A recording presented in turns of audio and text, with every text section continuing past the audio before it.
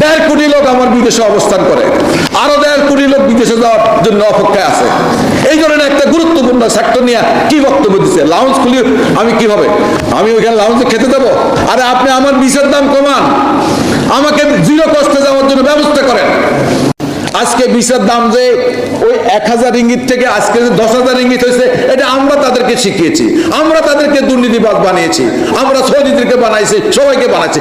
কারণ আমার দেশে কোনো নীতিমালা ছিল না এই ব্যবসা।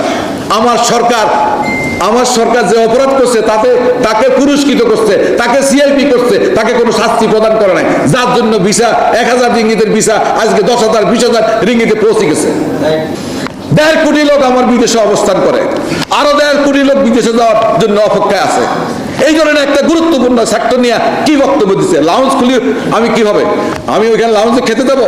আরে আপনি আমার ভিসার দাম কমান, আমাকে জিরো কস্টে যাওয়ার জন্য ব্যবস্থা করেন, তাই ওইটাই আমার উপকার হবে।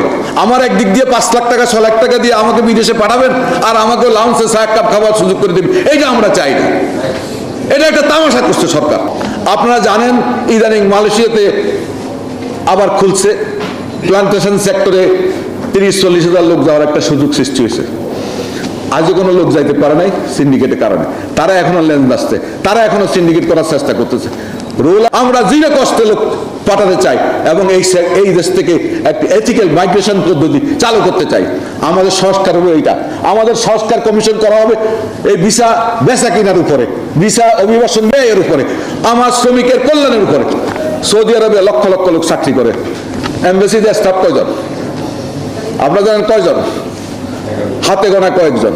আরে আমার এখানে লক্ষ লক্ষ শ্রমিক চাকরি করে, সেখানে 100 থেকে 200 জন আমার স্টাফের দরকার এই সার্ভিস দেওয়ার জন্য। আমি গাদ্দাফি সাহেব যখন ক্ষমতায় ছিলেন, আমি লিবিয়াতে শ্রমিক রপ্তানি করতে গিয়েছিলাম। একটা ঘটনাচক্রে আমি চাইনিজ এম্বাসিতে গেছিলাম একটা চাইনিজ কোম্পানিতে লোক সাপ্লাই দেওয়ার জন্য। Every Chinese embassy staff knows how to speak Arabic. দেখেন, প্রত্যেকটা চাইনিজ এম্বাসির লোক অ্যারাবিক জানে, প্রত্যেকটা চাইনিজ কোম্পানি যারা এক্সিকিউটিভ তারা অ্যারাবিক জানে। আমাদের এমবেসির কটা লোকে আরবি জানে, কটা লোকে ইংরেজি জানে, কটা লোকে মালে জানে, কটা লোকে চাইনিজ জানে। আমরা একটা পার্টিকুলার দেশের উপরে পরিকল্পনা করে আমার ওই দেশে কি লাগবে না লাগবে, কটা শ্রমিক লাগবে, কোন ক্যাটাগরি লাগবে, এই ধরনের কোনো গবেষণা আমরা করি নাই। আরে শুধু এই সেক্টর থেকে পরিকল্পিতভাবে $100 বিলিয়ন রোজগার করতে পারি। 100 বিলিয়ন আমি চ্যালেঞ্জ দিতে পারি। 100